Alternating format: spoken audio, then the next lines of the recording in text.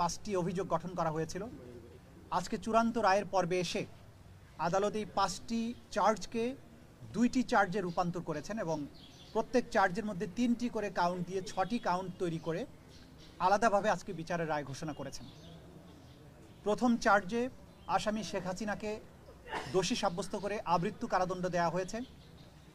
দ্বিতীয় চার্জে আসামি শেখ হাসিনাকে দোষী সাব্যস্ত করে মানবতা বিরোধী অপরাধের দায়ে 2024 সালের জুলাই অভ্যুত্থান চলাকালে বাংলাদেশে ছাত্র জনতাকে লিথাল ওয়েপন, হেলিকপ্টার, ড্রোন ব্যবহারের মাধ্যমে নিষ্ঠুরতম পন্থায় 1400-র মতো ছাত্র জনতাকে হত্যা এবং 25,000-এর বেশি ছাত্র জনতাকে আহত করার দায়ে, মোর স্পেসিফিক্যালি আশুলিয়াতে 6 জনকে হত্যা করে পুড়িয়ে দেয়া, চানখারপুলে 6 জনকে হত্যা করার মাধ্যমে যে অপরাধ করেছেন সেটার দায়ে তাকে দোষী সাব্যস্ত করে মৃত্যুদণ্ড প্রদান করেছেন।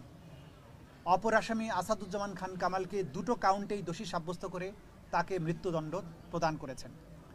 আসামি চৌধুরী আবদুল্লাহ আল মামুন সাহেবকে সবগুলো কাউন্টেই দোষী সাব্যস্ত করা হলেও তিনি যেহেতু রাজসাক্ষী হিসেবে আদালতে মামলার ভেতরের সবচাইতে গুরুত্বপূর্ণ ইভেন্টগুলো সাক্ষী হিসাবে আদালতের সামনে তুলে ধরেছেন, আদালতকে সত্য উদ্ঘাটনে সাহায্য করেছেন, সেই জন্য তার ব্যাপারে আদালত লিনিয়েন্ট ভিউ নিয়ে তাকে 5 বছরের কারাদণ্ড দিয়েছেন, যদিও তাকে সকল কাউন্টেই দোষী সাব্যস্ত করা হয়েছে।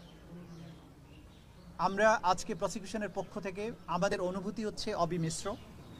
আমরা কারো মৃত্যুদণ্ডে আনন্দিত যেমন নই, তেমনিভাবে এই বাংলাদেশে যেভাবে রাষ্ট্রের শাসক হয়ে দেশের নাগরিক, বিশেষ করে তরুণ ছাত্র জনতার রক্তে পা ভিজিয়েছিলেন, তার বিচারের মাধ্যমে তাকে যে দণ্ড দেয়া হয়েছে, আমরা বিশ্বাস করি এই দণ্ড প্রদানের মাধ্যমে ইতিহাসের একটি অধ্যায়ের মীমাংসা হয়েছে এবং এই জাতির ন্যায় বিচারের প্রতি যে তৃষ্ণা, ন্যায় বিচারের জন্য, জাস্টিসের জন্য জাতির যে কোয়েস্ট, সেটি আজকে সম্পন্ন হয়েছে। অপরাধীকে তার প্রাপ্য শাস্তি প্রদান করা হয়েছে।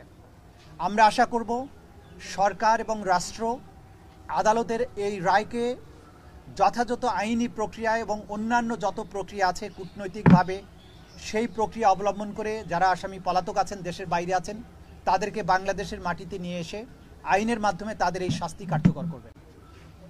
আজকে এই রায়ের মাধ্যমে আমাদের ব্যক্তিগতভাবে প্রসিকিউশনের খুশি বা অখুশির কোনো ব্যাপার নেই।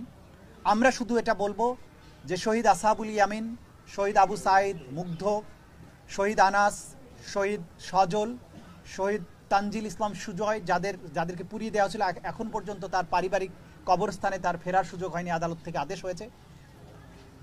শহীদ রিয়া গোপ, শহীদ নাইমা সুলতানা, শহীদ আহাজ